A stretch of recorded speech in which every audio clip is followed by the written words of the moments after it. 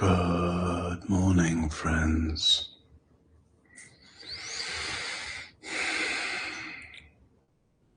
Nice to see you arriving, greeting each other,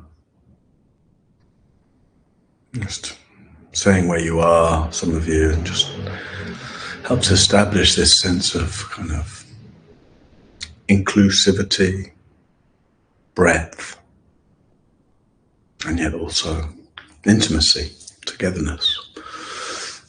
Sense of kind of what my teacher used to call a Sangha without walls. And that sense of trying to establish that in our communities, a Sangha without walls, open, available, inclusive, responsive. And that's the same thing, right, in our own hearts, really, just as we practice meditation. It's like to make our own heart, our own awareness be a Sangha without walls. So just our way of meeting experience, open, available, inclusive, welcoming, responsive. That's the whole practice. Really, that's the whole of the Dhamma. The whole of the Dhamma is the way I can just keep on resetting and resetting to being available, inclusive, welcoming, responsive, receiving and responding. Receiving, that's what we're constantly doing. We're just receiving our experience. And there is extraordinary. We have this apparatus, human life, receiving experience and responding. Except that most of us overlay over the top of the receiving, we overlay a lot of grabbing and of refusing. And then instead of being able to find a response, a wise response, we end up kind of reacting out of our habits and our patterns and our blindnesses. So here we are, another day to practice the reset. Just coming back to this receiving and responding. Yeah, and also that sense, of Sangha, just a good fortune to be able to gather, to have a relative moment. I don't know where you are or what your situation is, but just to be able to have, this time where right now you're sitting down in front of your whatever device and even that this moment is possible, amidst the, that we're able to gather like this, as Leonard Cohen said once in a concert at the O2, a good fortune that we can gather like this when so much of the world is plunged in darkness. And we might just, that thought for all those who can't sit down in front of a computer this morning because they don't have a computer, because they don't have a home, because conditions aren't supportive enough. So, as we approach the holidays, and again, I don't know where you are, but very many of us are in Europe, and all the usual things are there to suggest that Christmas and New Year and the decorations in the shops and all of that. And yet, you can feel, I was just walking around in Paris yesterday, and you can kind of feel the ambivalence about that the holiday season feels kind of muted in many ways, which is very understandable, right? Amidst violence of the world and the distress we might feel as we see the ongoing news reports, all of that's been happening in Israel and Palestine since October the 7th, all that's been happening in Russia and Ukraine for more than a year now. And we look at the politics, and here in France yesterday, kind of this sort of new laws around immigration that were very clearly aimed at appeasing or reassuring or encouraging a very, very particular kind of radical. The far right party here was delighted, and with the laws that are passed, but really, some aspects of which are understandable, and yet also we just feel, that kind of clamping down, the increase, basically political increase in, and then societal increase in fear and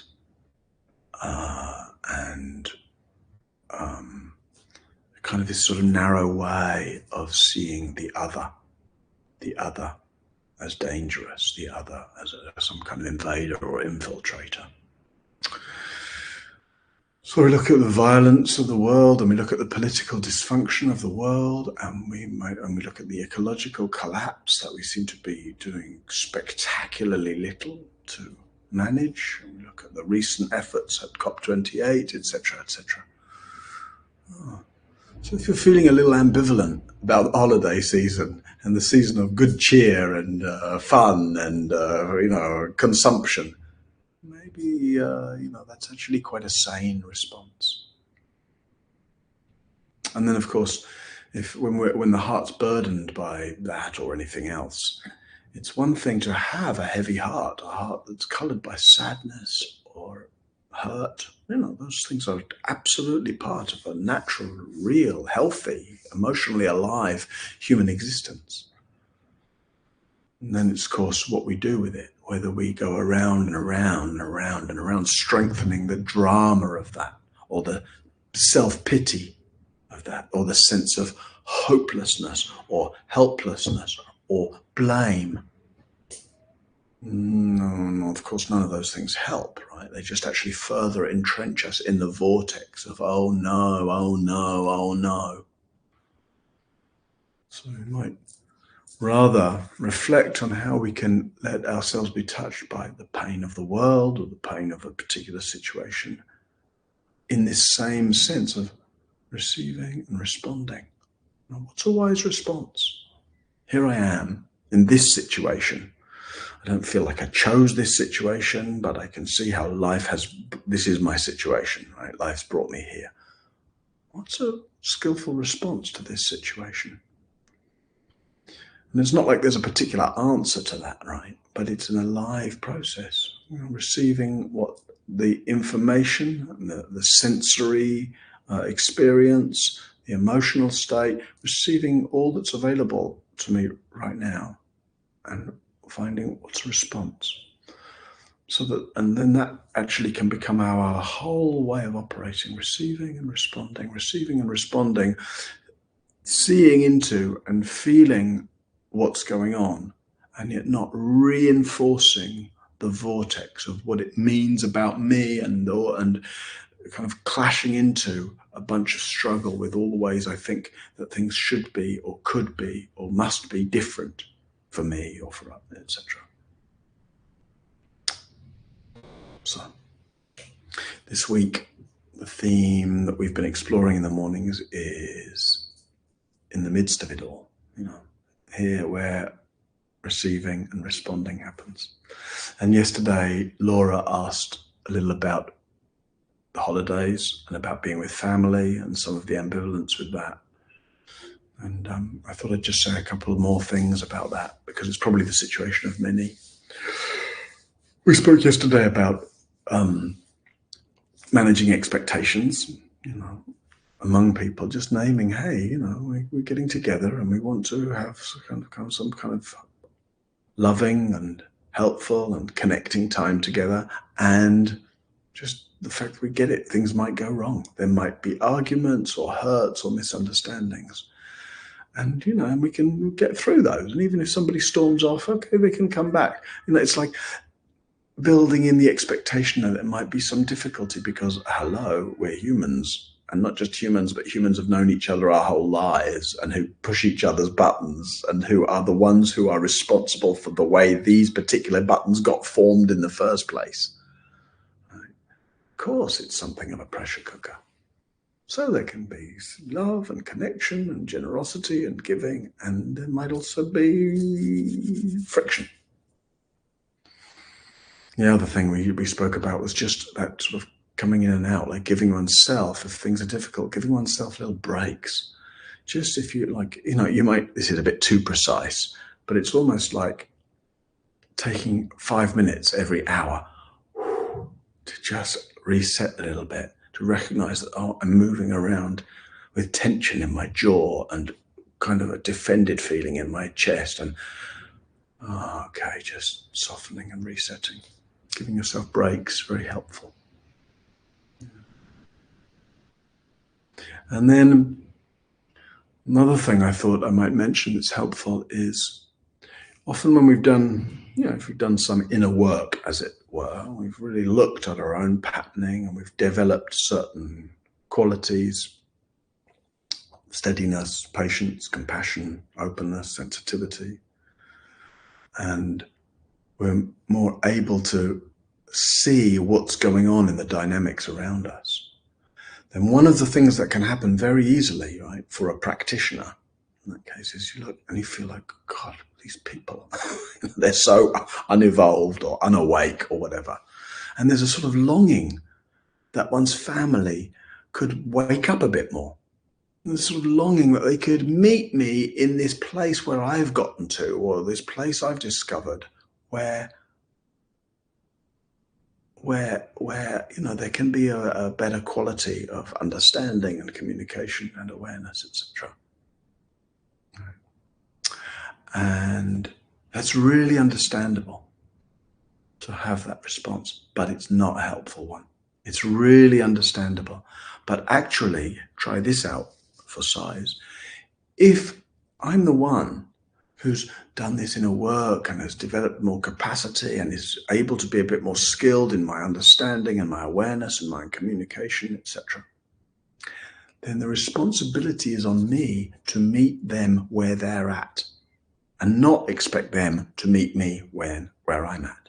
If I'm the one that's done some inner work and has gone through some transformation, then it's completely unrealistic to expect them, right, to be able to understand me and meet me. No. So I would say, going into holidays, if you're going to be with family and others, and I see Adela and maybe others asking also about being alone, which we can also speak about. Just that responsibility to really bring your practice with you, the opportunity to bring your practice with you. I was thinking about that as I chanted the Bodhisattva vows this morning.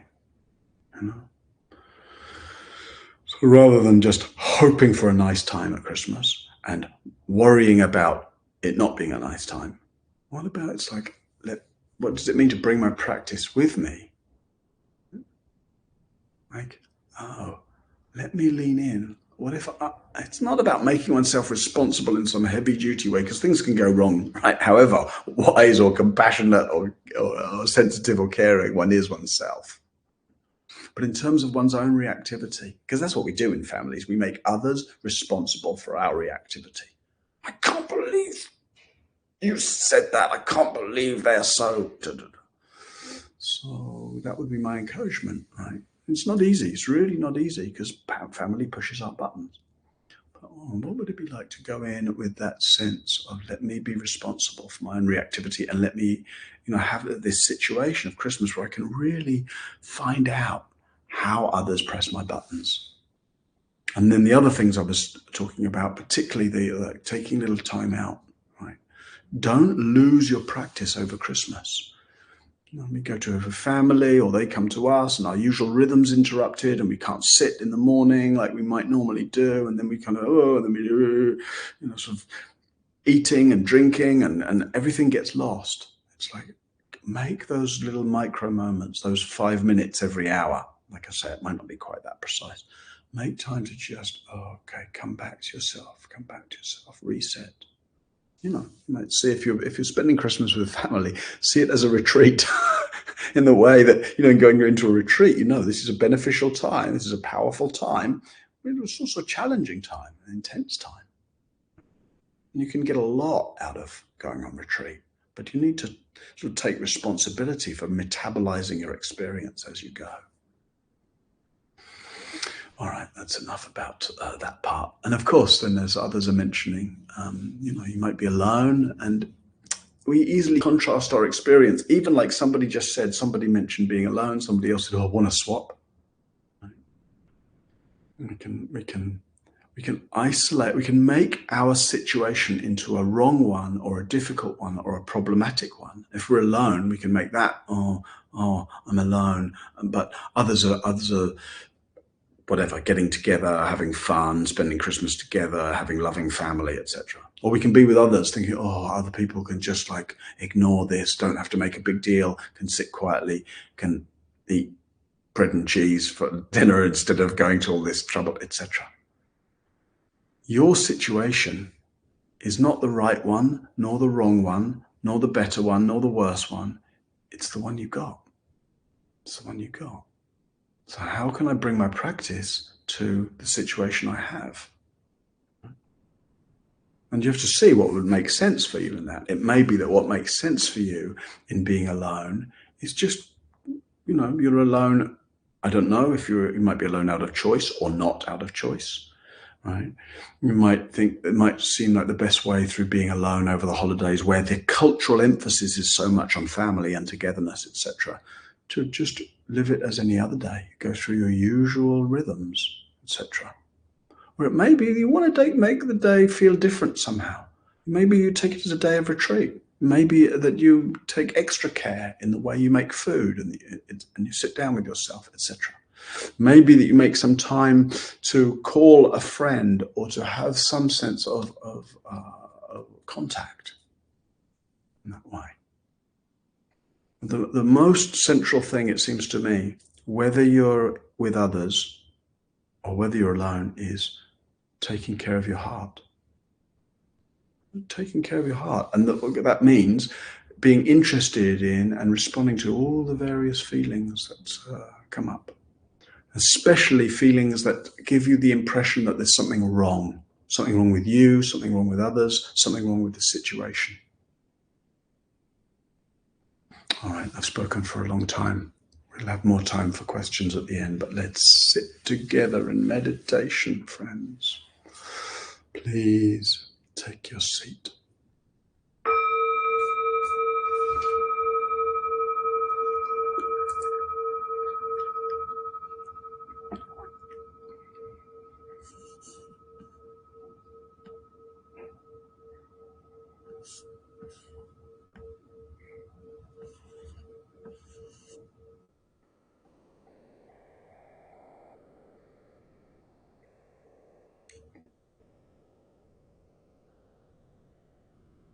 Gathering your attention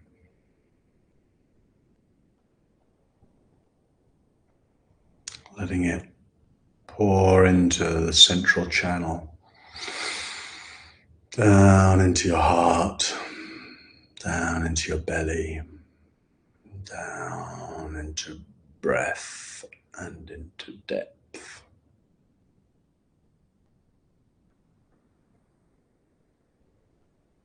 And like we described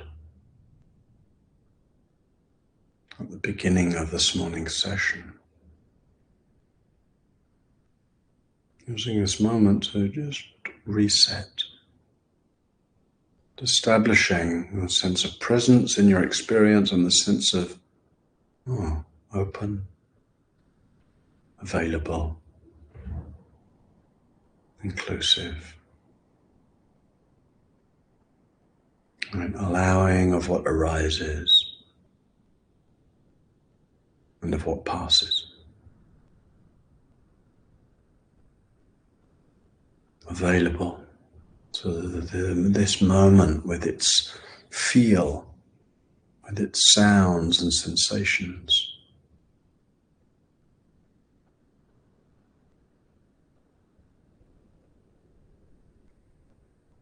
And sense of we're opening our consciousness, opening our heart to the touch of life. And in the midst of this openness, this availability,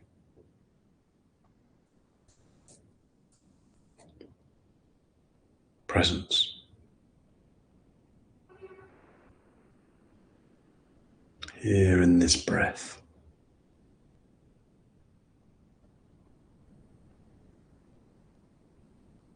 Here in this intimacy with experience.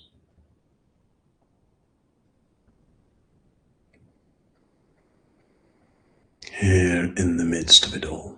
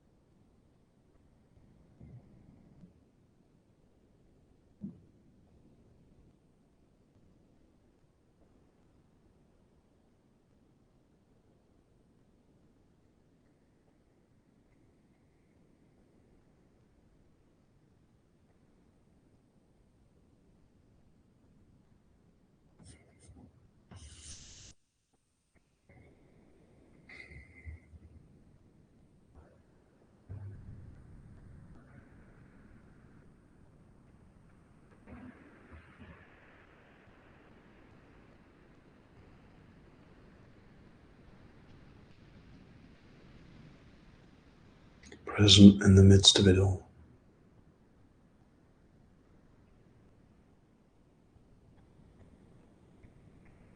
So that everything reminds us, every sound, every noticed thought, every bubble of sensation, everything we notice just reminds us, oh, we're here in the midst of it all. And everything can be welcomed.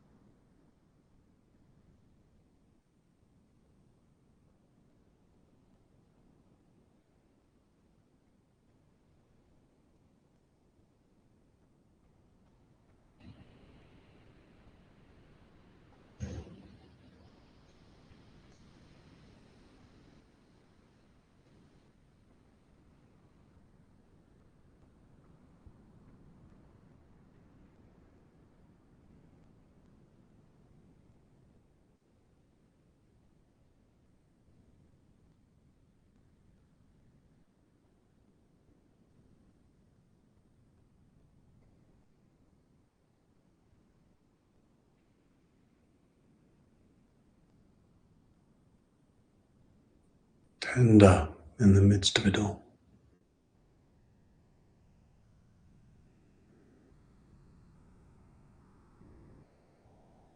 Caring for these fleeting moments.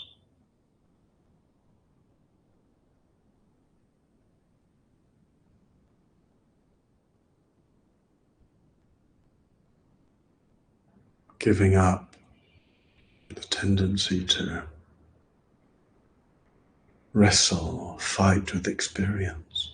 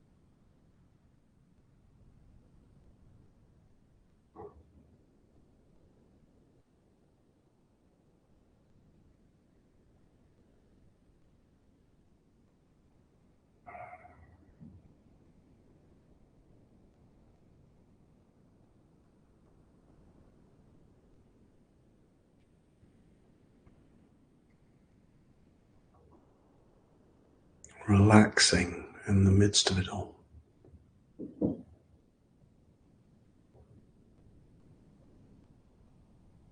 Again and again, if necessary, each time you notice your attention's gotten caught and you've generated some subtle tension or friction.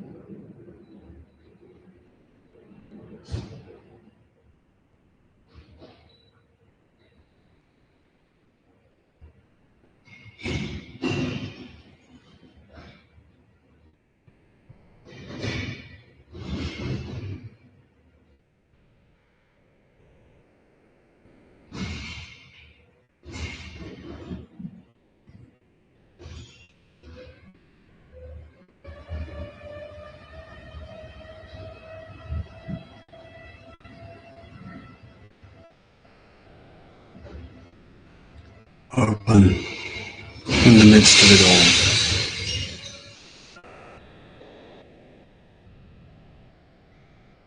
all. Open to the way things pass through awareness.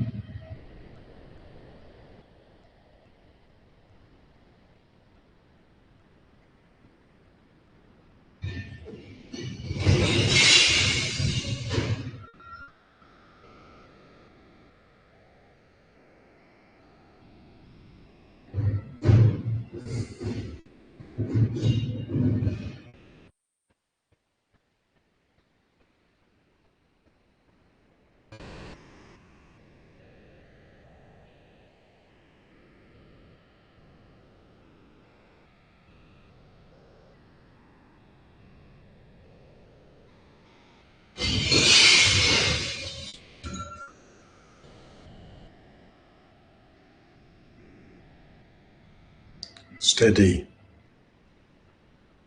in the midst of it all. All our experience keeps on changing.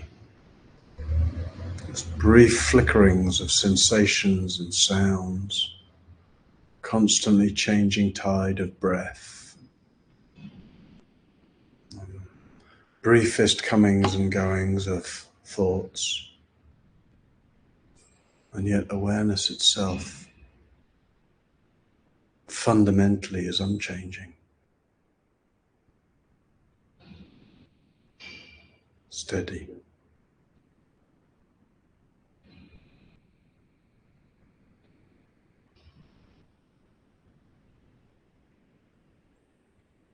The noises that you can hear, as in other mornings this week, it's the garbage truck outside my window that passes through in this street in Paris at this time. So just let it be one of the things passing through awareness, whether those are sounds on my end or sounds in your street.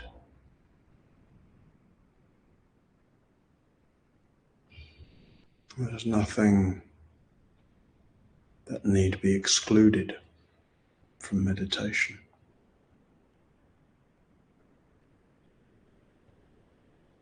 Nothing to keep in nor to keep out.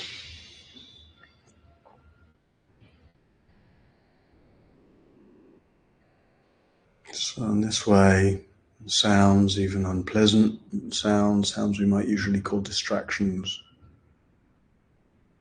actually just serve as reminders that we're here in the midst of it all.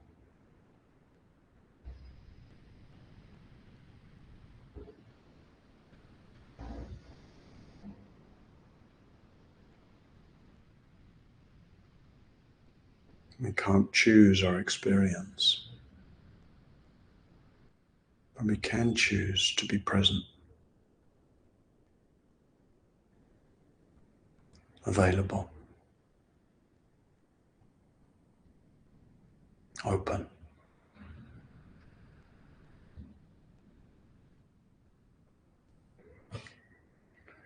And we can choose to cultivate this art of being receptive and responsive.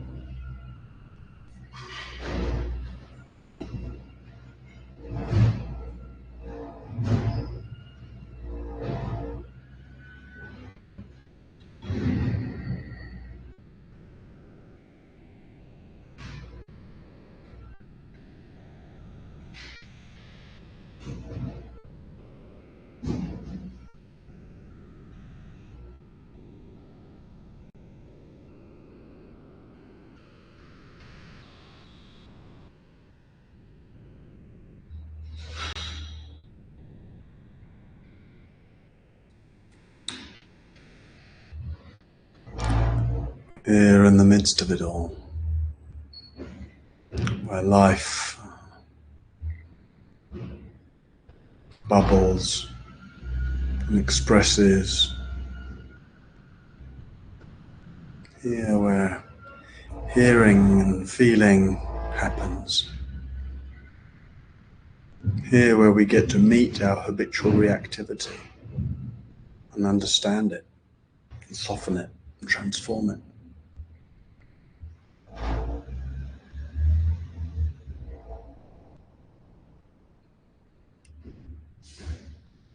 Here in the midst of it all.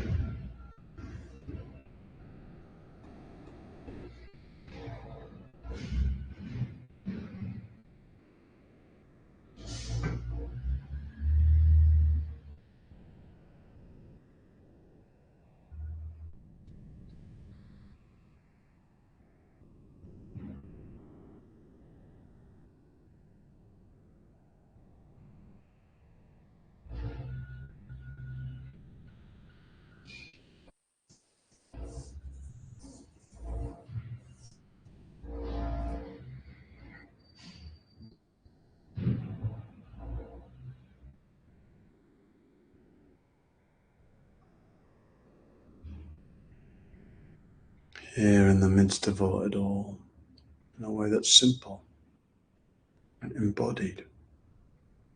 Here in a sitting body, a breathing body. Here in the natural aliveness of the cells. Here in the soundscape, the mindscape, the lifescape.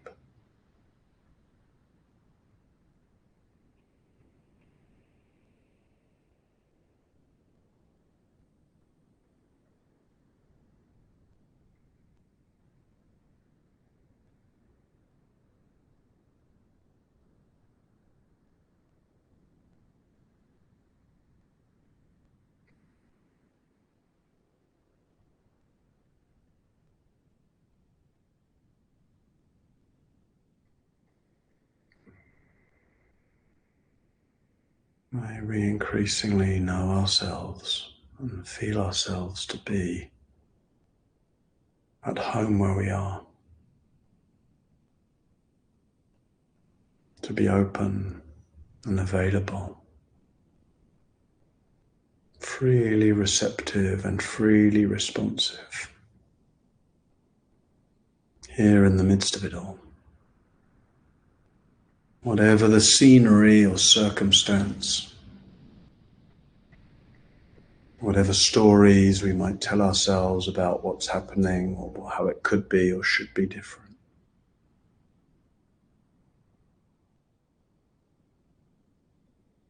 May we all reconcile ourselves deeply with the fact that this is it. This is your life. This is the open doorway. There is no other moment. There is no other place. Seeing thus, we're awake, right where we are.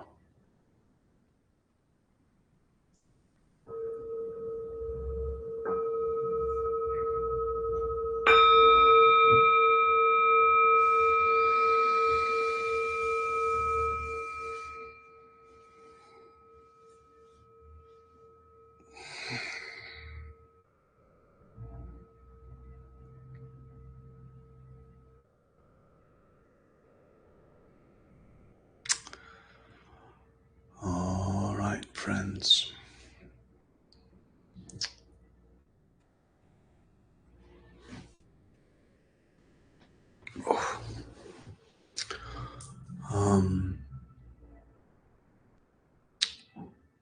Little time for questions.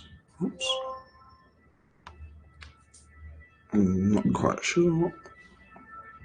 Where's my camera?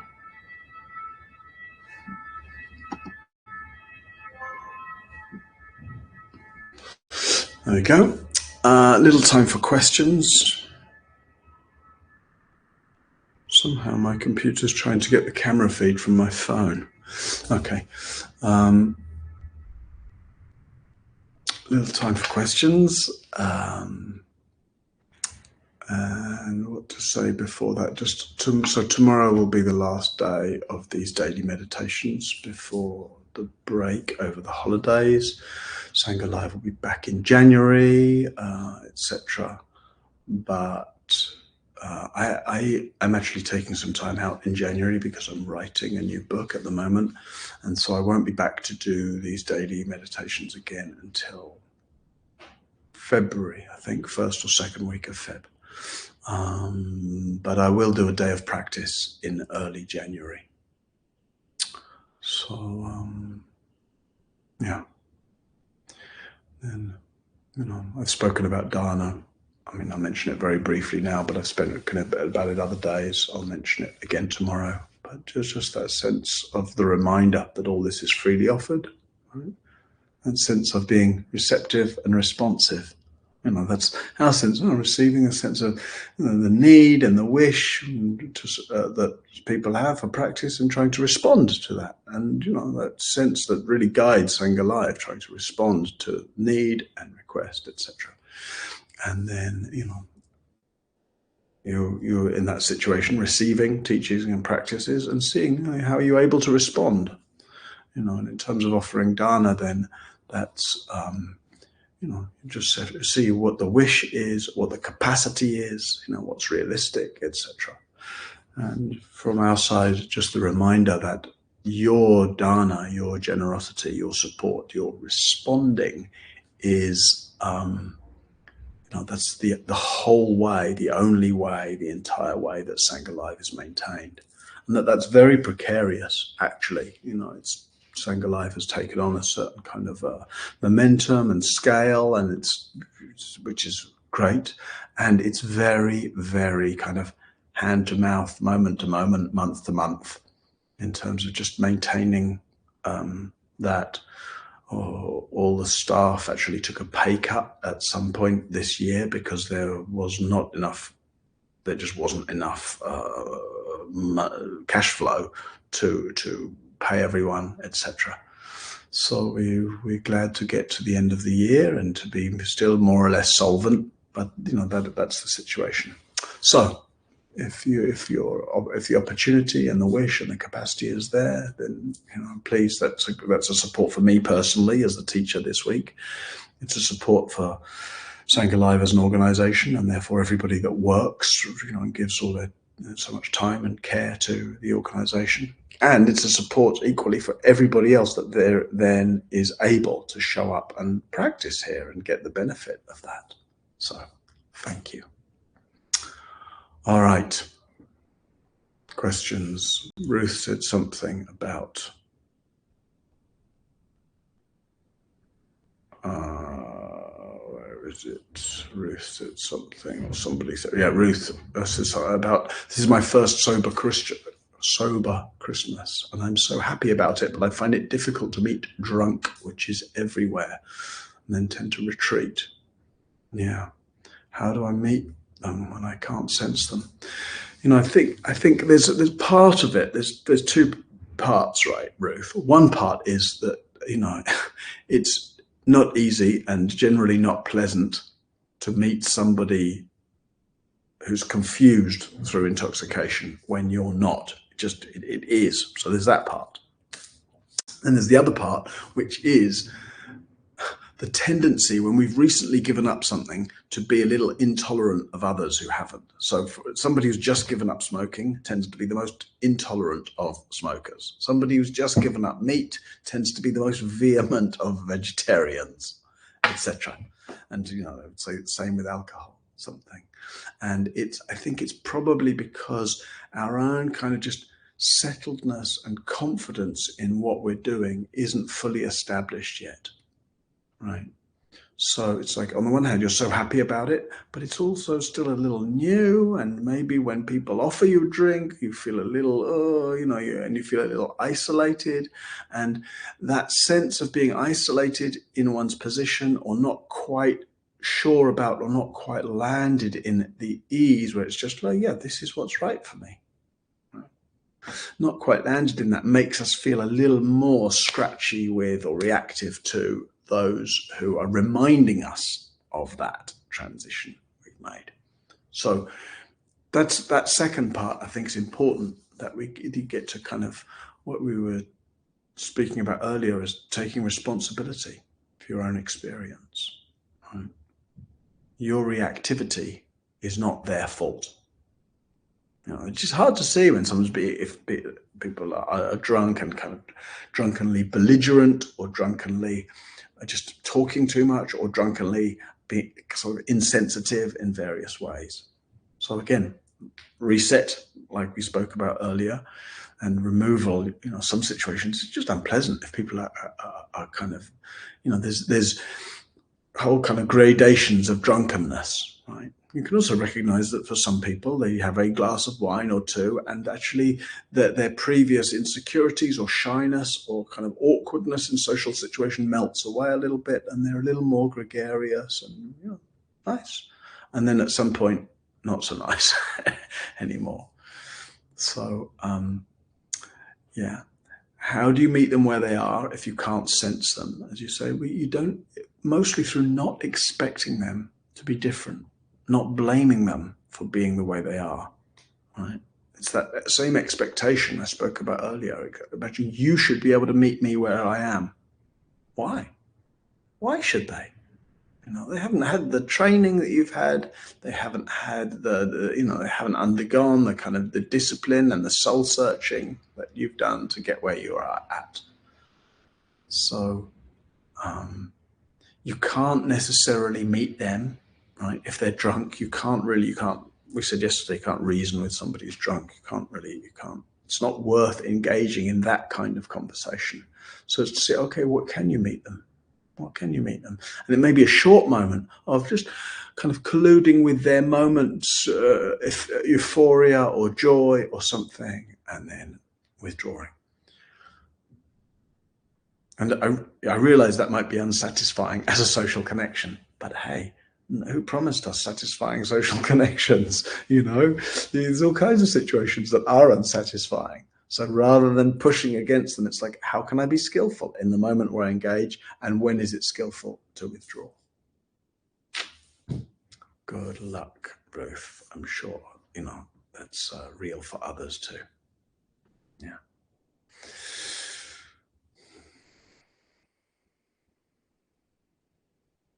Yeah, and then Gwen's adding a piece about aloneness, which we also spoke to before. Yeah. So just reiterating that sense of whatever our situation, taking care of our heart is the most primary thing, right? Not just over the holidays, but at any other point, whether we're alone or whether with others. How easy it is when we're with others and things are difficult to wish we were alone. And yet when we're alone and things feel unsatisfying or difficult, to wish we're with others.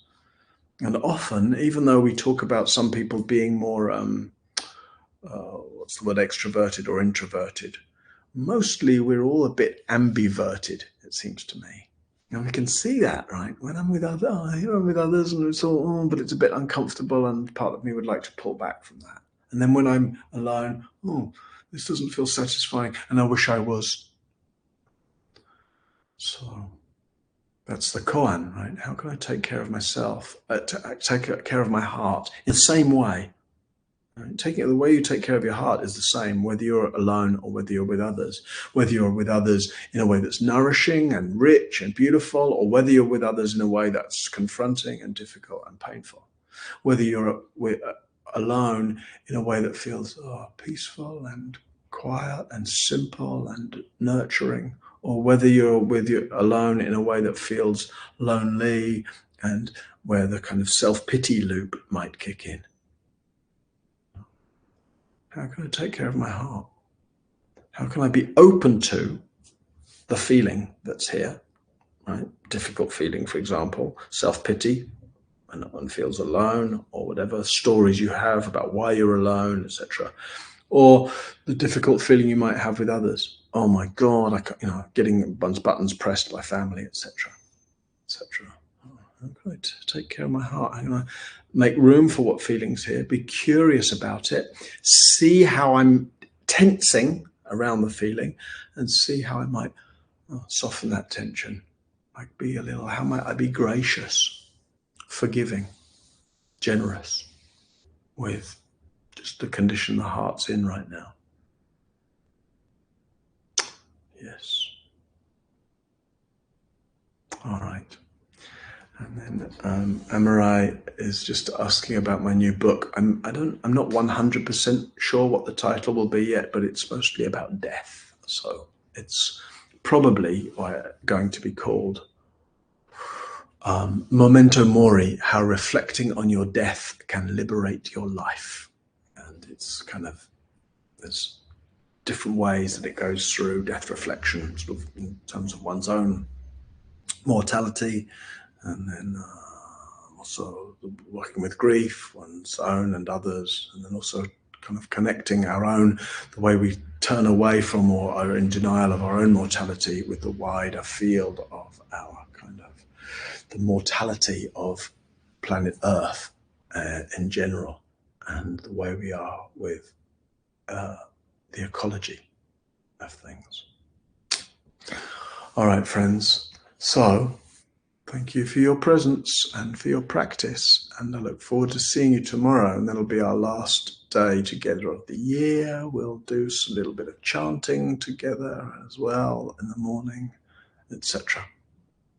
And I'll mention my online New Year's retreat again tomorrow as well, so that if you're interested in that, you can check it out, etc. All right. See you tomorrow. Thank you.